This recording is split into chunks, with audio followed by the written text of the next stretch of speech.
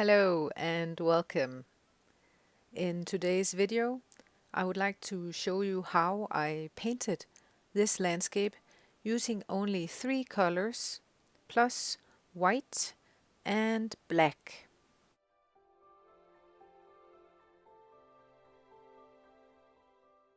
I start by covering the paper with a thin layer of yellow ochre.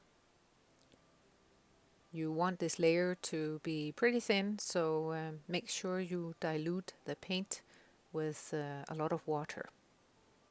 And now you want to let this layer dry thoroughly before continuing.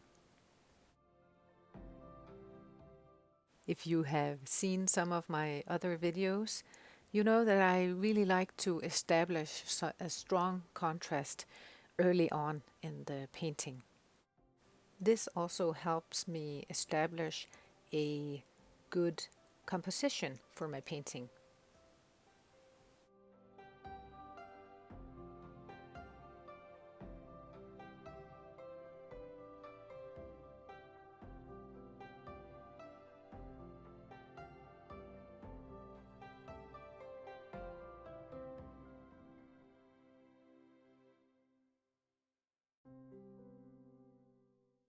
This dark brown color is mixed by mixing a gray with the black and white paint and then adding some burnt sienna, which warms up the gray color very nicely.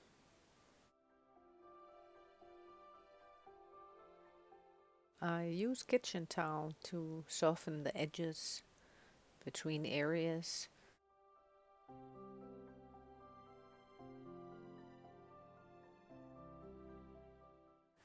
Often my students will comment on the size of my brush, which they find quite large for what I'm doing.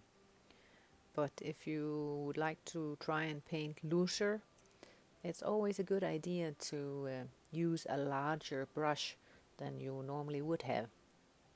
For example, if you feel that a particular brush is the absolute largest you can use, then double their size and use that at least in the beginning stages of your painting. I think you'll see a big difference in the feel and the look of your painting.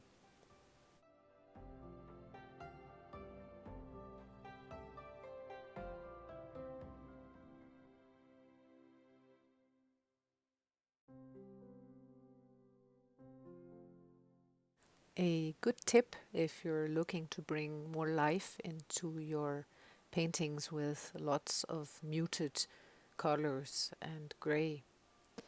Don't mix a large portion of gray. Instead, mix different smaller portions of gray. They won't be exactly the same shade, of course, but that's the whole point. This will add life and more interest to your painting.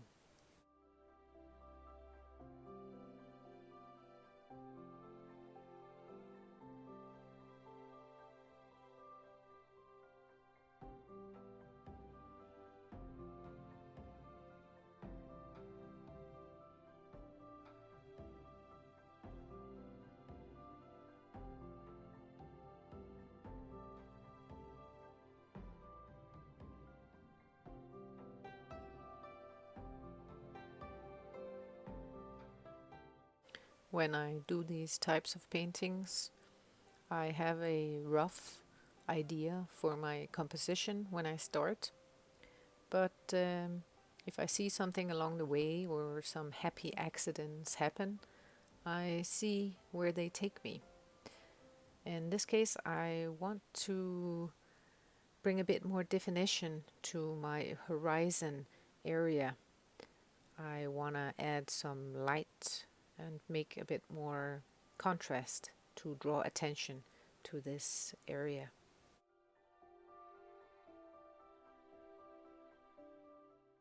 At this stage, I'm adding some different mixtures of yellow ochre as well as softening some of the edges in the painting. I want a bit more light in the horizon there, and I also want to add some details with water-soluble crayons. Don't be afraid to mix things up. Try and turn and twist the crayon as you draw with it. This also makes you less precious and keeps things light and fun and looser.